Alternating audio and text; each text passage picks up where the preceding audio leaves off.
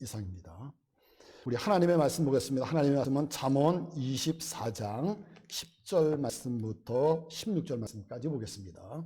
잠언 24장 10절부터 16절이요.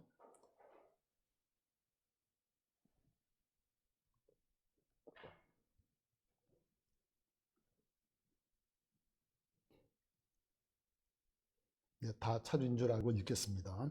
내가 만일 환난 날에 낙담하면 내 힘의 미약함을 보임이니라.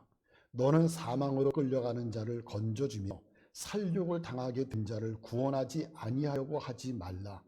내가 말하기를 나는 그것을 알지 못하였노라 할지라도 마음을 저울질하시는 이가 어찌 통찰하지 못하시겠으며 내 영혼을 지키시는 이가 어찌 알지 못하겠냐. 그가 각 사람의 행위대로 보응하시느니라. 내 아들아 꿀을 먹으라. 이것이 좋으니라. 송이꿀을 먹으라. 이것이 내 입에 다니라. 지혜가 내 영혼에게 이와 같은 줄을 알라. 이것을 얻으면 정령이 내 장래가 있겠고 내 소망이 끊어지지 아니하리라. 악한 자여 의인의 집을 엿보지 말며 그가 쉬는 처소를 헐지 말지어다. 대저 의인은 7번 넘어질지라도 다시 일어나려니와 악인은 재앙으로 말미암아 엎드러지느니라. 아멘. 우리 가정에서 예배 드리시는 분들 옆에 계신 분하고 함께 한번 인사 나누시기 바랍니다. 사랑합니다. 은혜 많이 받으세요. 요즘 참 우리가 살기 참 어렵습니다. 여러분들 살아가시는 삶이 참 힘드시죠. 가게를 하시는 분들은 가게 손님이 없어서 어려우시고, 또 사업을 하시는 분들은 사업장에 일거리가 없어서 어려우시고, 또 직장에 다니시는 분들은 직장 나름대로의 사정과 형편이 어렵다가 보니까 직장 다니시는 분들도 다 어려우신 줄 압니다. 그래요. 코로나19는 우리에게 이런 환난을 주고 있습니다. 여러분, 그러나 이런 환난이라는 것이 우리에게는 극복할 수 있는 문제죠. 환난이 온다 할지라도 얼마든지 우리 극복해 나갈 수 있습니다. 물론 환난이 우리의 삶 속에 우리의 삶을 무너뜨리는 것들도 많이 있습니다. 그래서 어떤 분들은 환난으로 물질의 손실을 보는 분도 계시고요. 또 어떤 분들은 가정의 어려움을 분도 계시고요. 또 어떤 분들은요, 환난으로 인해서 건강이 무너지기도 하시고요. 또 어떤 분들은 환난으로 인해서 삶의 통째로 무너지는 그런 분들도 계십니다. 환난이 우리를 좌절과 절망으로 빠뜨리고요. 이 환난이라는 것이 우리를 불안하게 만들고 염려하게 만들고 또 우리를 하건 편안한 삶을 살아가지 못하도록 만들어주고 있습니다. 여러분, 우리가 살다 보면 이런저런 환난, 이런저런 어려움, 이런저런 고통 이런 것들이 우리에게 많이 찾아오고 있습니다. 꼭 어떤 때는요, 내가 당하는 환난이 아니더라도 내 주변에 누군가가 환난을 당하고 어려움을 당하게 되면 그것이 나에게까지도 영향을 끼치게 되고 나에게까지도 어려움을 주는 경우도 많이 있습니다. 환난이 우리를 정말 힘들게 하고 있습니다. 그러다가 보니까 환난을 당하면서 고백하는 말들이 있죠. 못 살겠다, 너무 힘들다, 너무 힘들다, 이런 고백들을 하게 됩니다. 이런 환난이 지속되어가다 보면 우리에게 일어나는 현상들이 있습니다. 우선요, 실망을 하게 되죠. 낙심하게 됩니다. 그리고 이것이 지속되다가 보면 정말 기운 빠지게 되고요, 힘이 빠지게 됩니다. 그런데 오늘 성경에 보니까 하나님은 우리에게 뭐라고 말씀하시는가? 이렇게 말씀하세요. 10절을 같이 한번 읽어보겠습니다. 10절이요. 내가 만일 환난 날에 낙담하면 내 힘이 미약함을 보임이니라. 여러분, 여기 보니까 환난 날에 어떻게 하지 말라고요? 낙담하지 말라는 거예요. 낙심하지 말라는 것입니다. 그리고 낙심하게 되면 내 힘이 미약하다는 것을 드러내는 것이라는 거예요. 그러니까 낙심하지 말라는 것입니다. 환난으로 인해서 내 힘이 미약하다는 것을 보이지 말라, 이렇게 말씀하고 있습니다. 근데 여러분, 한번 생각해 보세요. 이게 하나님이 이렇게 말씀하시는 것은 너무 현실적이지 못하지 않은가 하는 생각도 가져보게 됩니다. 여러분, 환난이라고 하는 것은 우리의 마음을 아프게 하고 오히려 우리의 마음을 고통스럽게 하고 참 우리를 힘들게 하는데, 누가 말하지 않아도 우리는 낙심할 수밖에 없습니다. 우리 마음에 낙심할 수밖에 없죠. 큰 환난이 찾아오면 우리는 낙심할 수밖에 없습니다. 낙심이라는 것이 무엇이죠? 낙심이라는 것은 좌절이고 또 실망입니다. 환난은요, 우리를 낙심하게, 실망하게, 좌절하게 만들고 있습니다. 아픔이 찾아오고 고통이 찾아오는데 나 괜찮습니다. 나 아무렇지도 않습니다. 나 힘들지 않아요. 나 정말 살만합니다. 나 신납니다. 여러분, 이렇게 말할 수 있는 사람이 누가 있겠습니까? 이 환난이라는 것은요, 우리에게 낙심을 가져다가 줍니다. 또 미약이라는 말은 무엇이죠? 미약이라는 말은 힘이 빠진다, 그런 말 아닙니까? 환난이 당하는 시간이 길어 보세요. 정말 힘 빠지게 되고요. 또 아픔을 당하는 시간이 계속되어 보세요. 그러면 의욕이 다 상실되어 버리게 됩니다. 이렇게 환난이 오게 되면 불안하고 또 염려가 되고 또 걱정이 되고 어떤 경우에는 공포, 두려움이 찾아오게 되고요. 마음도 몸도 다 지쳐가게 됩니다. 환난이라는 것이 우리에게 다가오게 되면 그래서 낙심할 수밖에 없고 힘이 빠질 수밖에 없습니다. 그런데 성경은 뭐라고 말씀하고 있어요? 환난을 당하지만 낙심하지 말라.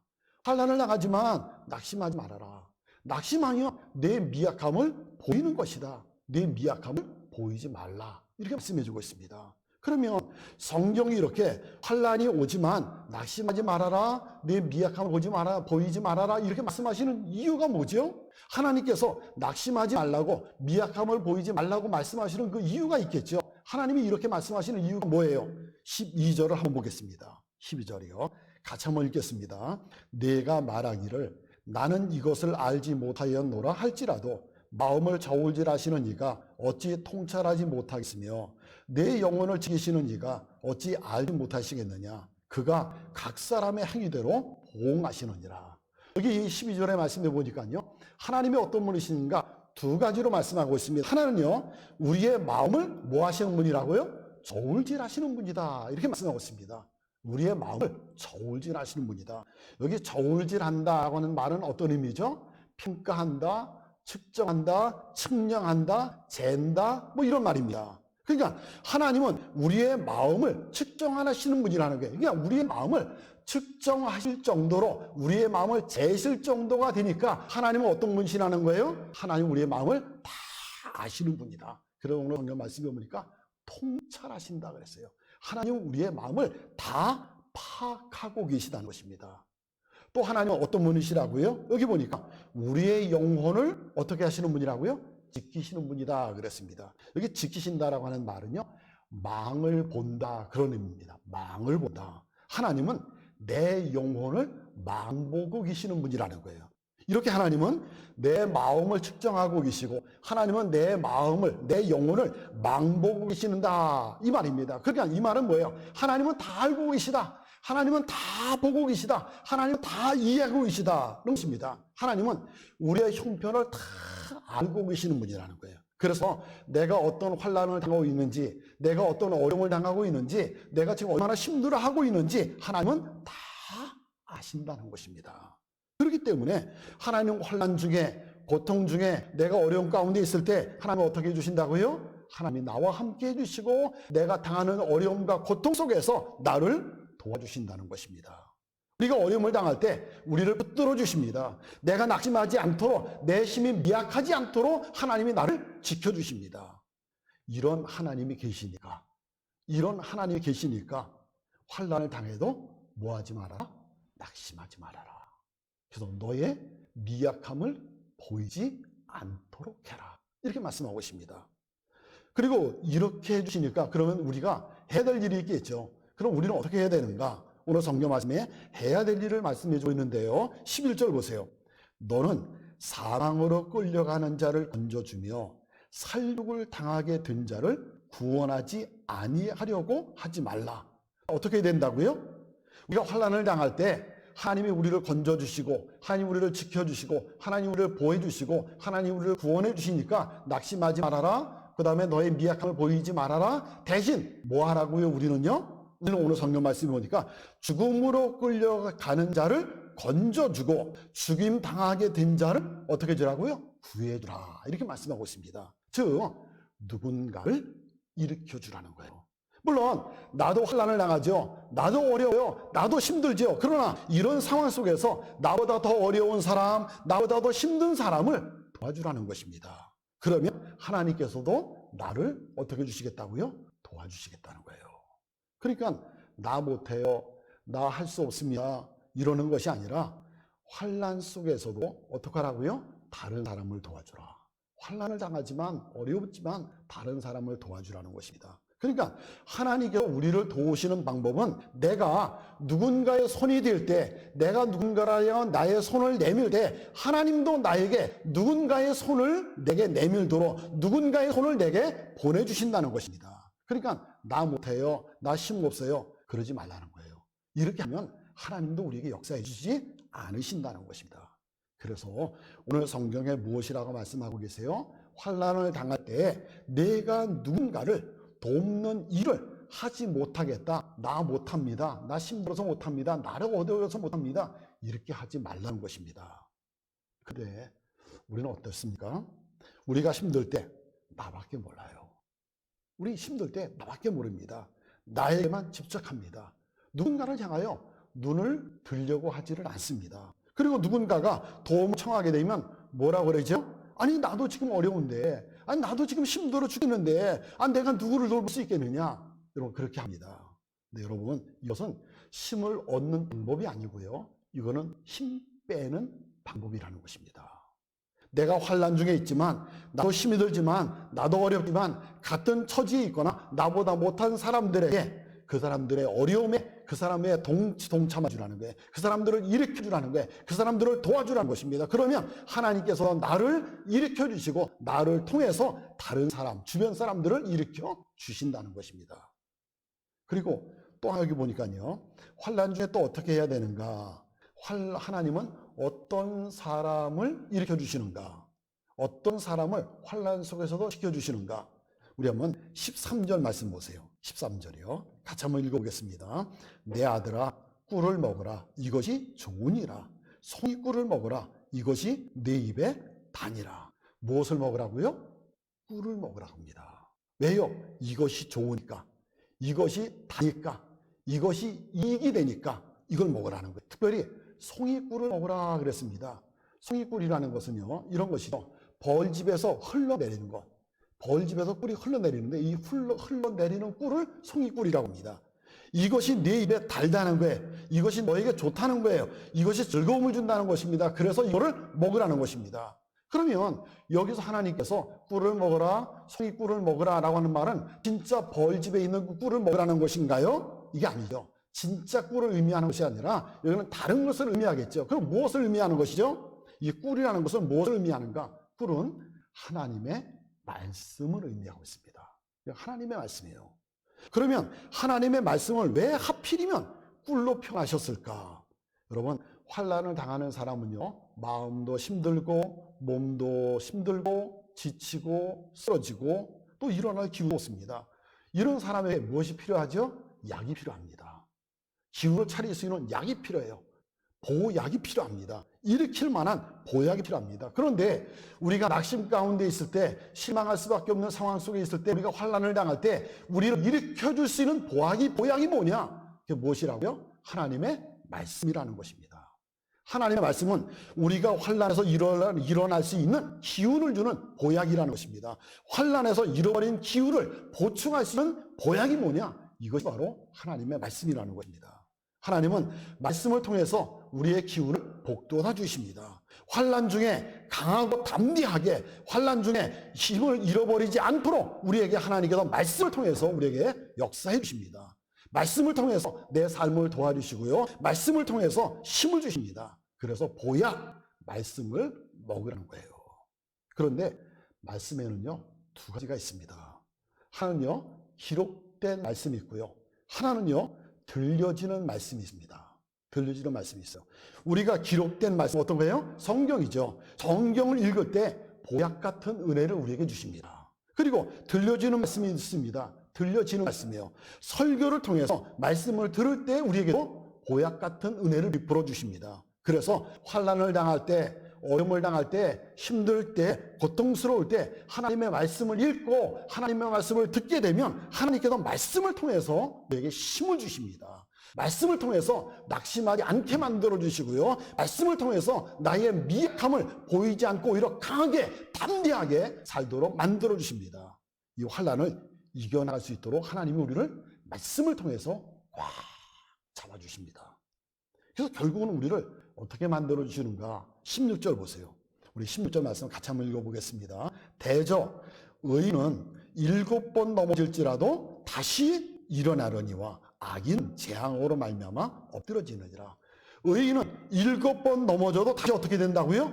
일어나게 됩니다. 누가 일으켜 주시겠어요? 하나님이 일으켜 주십니다. 이 말씀은 무슨 말씀이에요? 의인은 환난 때문에, 어려움 때문에, 고난 때문에, 고통 때문에 절대로 엎드러지지 않는다. 절대로 망하지 않는다. 왜요? 하나님이 계시니까. 하나님이 일으켜 주시니까. 여러분, 하나님은 하나님의 자녀가 넘어지면 다시 일으켜 주십니다. 7번 넘어지면 7번 일으켜 주시고요. 70번 넘어지면 70번 일으켜 주십니다. 하나님 우리를 일으켜 주십니다. 환난이 7번 아니라 환난이 70번이 온다 할지라도 하나님께서 다시 일으켜 주시고 또 다시 일으켜 주시고 또 다시 일으켜 주십니다. 이 말씀 무슨 말씀 의미예요?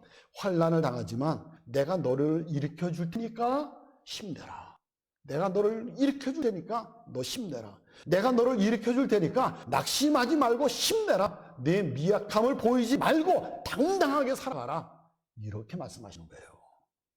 사랑하는 여러분, 코로나19라는 전염병이 요즘에 아시아뿐만 아니라 온 세계에 지금 전파되고 있습니다. 온 세상 사람들이 지금 환난을 겪고 있습니다. 지금 이 환난 중에 신음하는 사람들이 있습니다. 낙심이 되고요. 또 의욕이 상실되고 있습니다. 너무 살기 힘들다. 너무 어렵다. 정말 이대로 가면 못 살겠다. 라고 이야기합니다. 여러분, 여기서 우리가 두 주먹 불끈 쥐고 일어날 수 있어야 됩니다. 그런데 일어날 수 있는 길은 뭐죠? 주님입니다. 일어날 수 있는 길은 주님이에요. 주님의 손을 잡아야 됩니다. 예수님의 손을 꽉 붙잡아야 됩니다. 그런데 우리가 어떻게 예수님의 손을 잡겠어요? 예수님이 여기 계시면 예수님의 손을 꽉 잡겠지만 예수님이 여기 안 계시잖아요. 그렇다면 우리가 어떻게 예수님의 손을 잡을 수 있죠? 예수님의 손을 잡을 수 있는 방법이 뭐죠? 그건 바로 예수님의 말씀을 꽉 잡는 것입니다. 예수님 말씀 잡는 거예요. 주님의 말씀이 바로 구예요.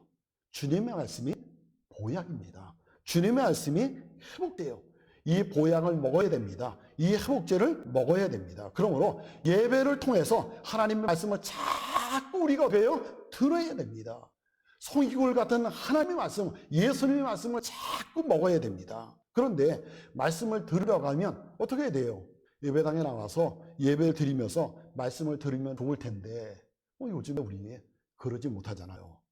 전염병에 감염이 되면 우리의 건강을 해치게 되고 또 우리뿐만 아니라 만약에 교회에서 누군가가 감염이 된다고 하면 이 지역사회에 큰 안 좋은 영향을 끼치게 될 것입니다.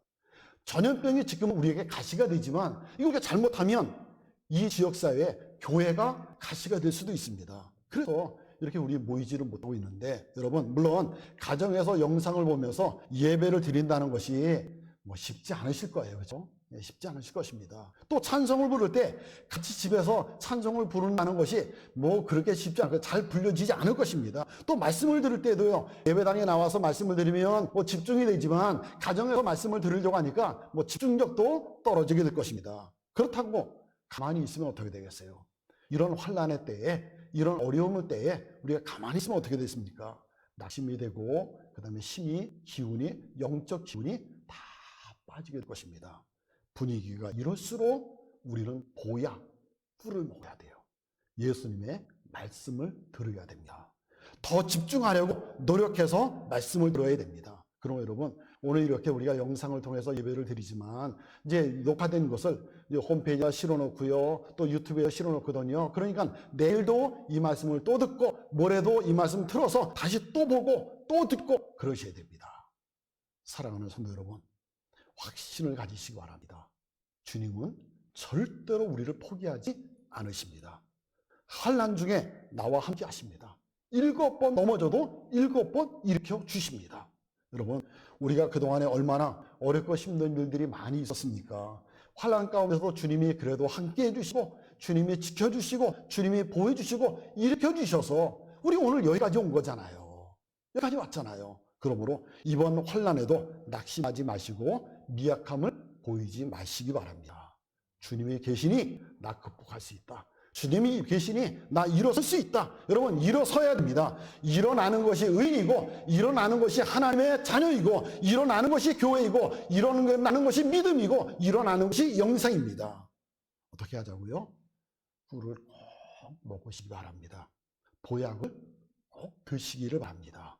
힘이 들수록 보약인 하나님의 말씀을 먹어야 됩니다. 영상을 통해서 꼭 앞으로도 예배를 드리시고요. 또 영상을 통해서 말씀을 듣고 또 듣고 또 듣고 자꾸 들으시기 바랍니다.